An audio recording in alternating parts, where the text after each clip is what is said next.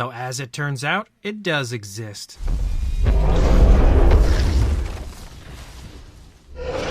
Hey guys, welcome back to Andy's Dinosaur Reviews, and today we have something absolutely awesome to check out because we finally have located, well technically I didn't, my good friend Brandon had located the green Triceratops for me, and he sent it my way basically as a Christmas gift.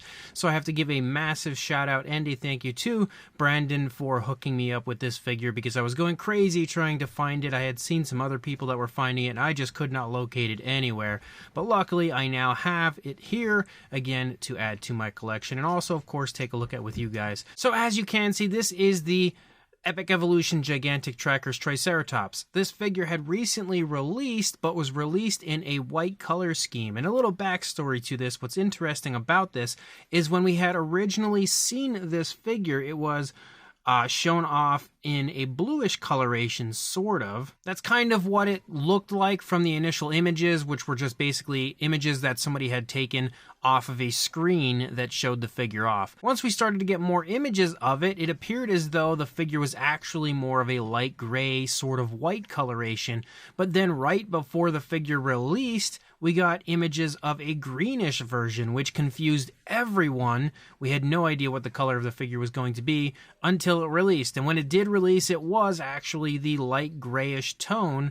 However, randomly, after that one had released, some greenish ones were starting to pop up.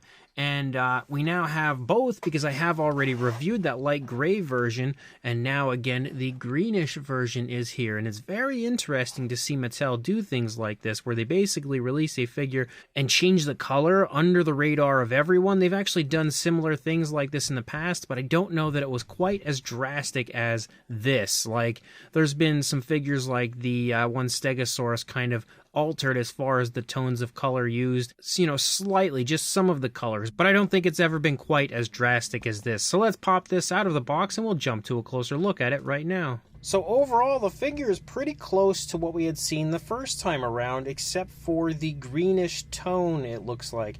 The sculpt, of course, is exactly the same. You're not going to find any differences when it comes to the sculpt of the figure. The only thing that has differed is the paint application.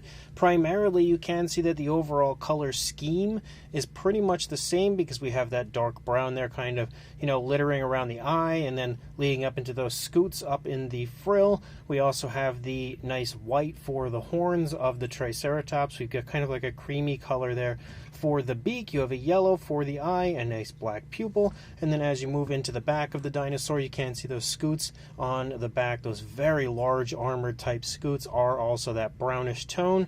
And then, of course, we also have that light tone, which is the same color as the beak, that runs along the underside of the Triceratops. However, the very obvious difference would be the greenish tone, and I don't know if it's super obvious to you, especially if you haven't seen the figure in person quite yet. We do also have the horns up here, which are also the same white that we have on the horns up here.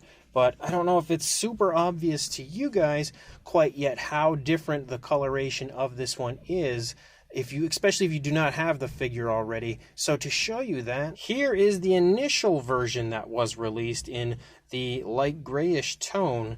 Now, if you take a look at the two together, that is a drastic difference in tones of color when it comes to the primary body. You can see the horns are the same, the coloration of the beak looks pretty much the same, coloration of the underside looks pretty much the same, and the brown used for all of those scoots and everything looks pretty much the same to me.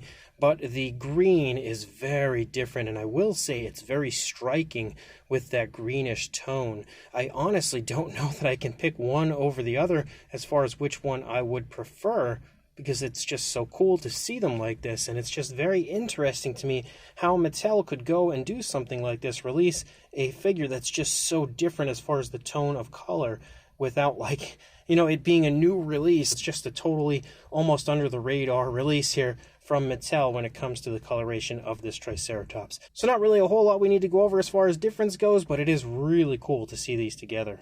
And here is another look at the two Triceratops together, and again just showing off how different they are when it comes to the coloration. And what's even more interesting is the packaging from the grayish version did show the grayish version on the back of the packaging, and the packaging for the greenish version shows the greenish version on the back of the packaging.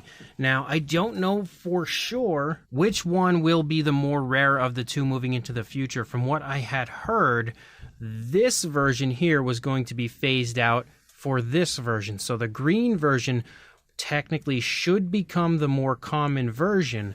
So if you do have the light gray version in your area and you want to pick it up, I would definitely get on buying it soon, just in case that is true. But I don't know that any actual concrete information has come out to, show off that claim and make sure that that is in fact what's going to happen. But it seems as though at this point, again, from what I've been told, the green version will be the primary version in the future. However, I have seen this grayish version everywhere. I have not seen the greenish version in hand, of course, until right now. So as of now, the grayish version is definitely the more common of the two. But again, a couple months into the future, who knows? Regardless, I don't really think we need to do anything else as far as like comparisons, sizes, any of that stuff. We've done everything that we really needed to do for the figure in the very first review of the grayish version.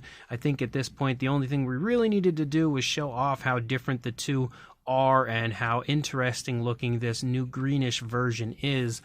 Again, I really can't say for sure which one I prefer over the other. I almost feel like I like the greenish version. I just really like the tone of green that they've used for it, but it is definitely a very hard choice. In the comments section, though, I'd love to hear your thoughts on this. So, as always, let me know what you guys think of this, if you're going to hunt out the grayish version or the greenish version or both. And, of course, like and subscribe, and I will see you in the next review. Thanks for watching.